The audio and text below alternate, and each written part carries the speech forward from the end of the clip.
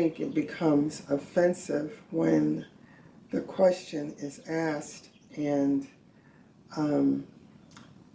it's not asked in a manner that feels good. I just think it should be an open topic. I don't think people should really be offended by it, especially if it's really not coming from a bad place. People always tend to jump to the negative side of everything first without actually really thinking about the question and just, letting the person know and just giving the person knowledge. So I guess the question that you're asking about is it offensive or not depends on if the patient is seeing me, right? I mean, in general conversation, when I'm not a doctor, I don't ask those types of questions. But certainly if a patient is coming to see me and they generally have that question to ask me and any advice that I can give.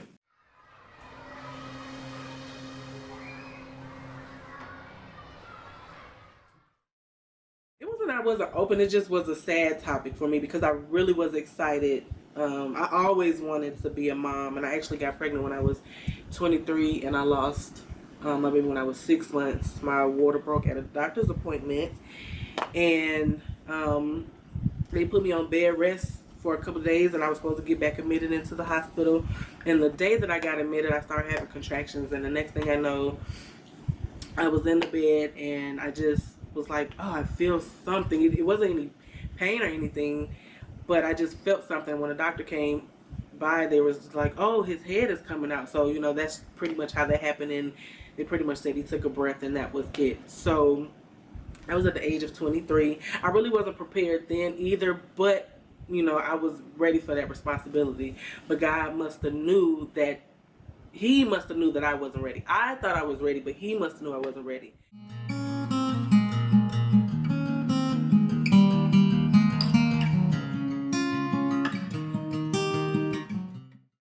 I stopped using percentages a long time ago.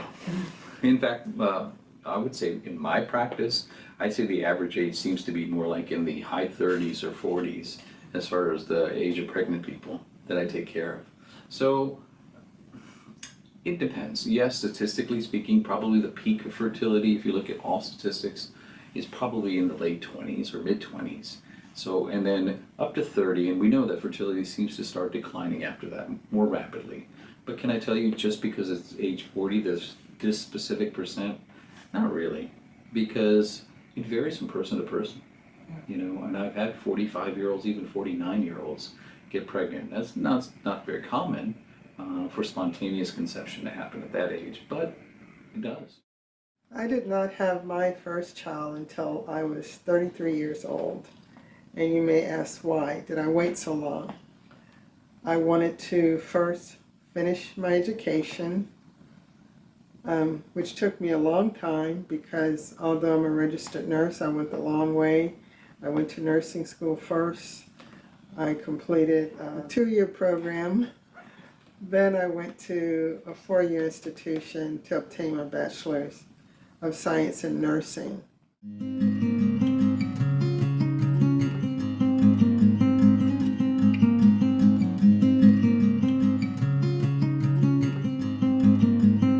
Some people just don't have the luxury of, having sex and just getting pregnant. It's a whole type of process to doing it, and everybody's body is not the same, and sometimes you're just not lucky enough to get pregnant at a younger age. So, and then sometimes, like I said, depending on how your faith is and if you believe in God, sometimes God feel like maybe you just not ready. And I honestly think anyway, it's better to have kids later in life. It's much more complex than that. First of all, I mean, having sex is important because majority of people, if they have, I don't know if there's a normal amount of sex, but if they have routine sexual activity without contraception, then the majority of people will be able to achieve pregnancy, I'd say within a year time. So as medical doctors, we don't really worry about these things unless it's been over a year and you've been trying, and now we have to do investigation as to what's going on.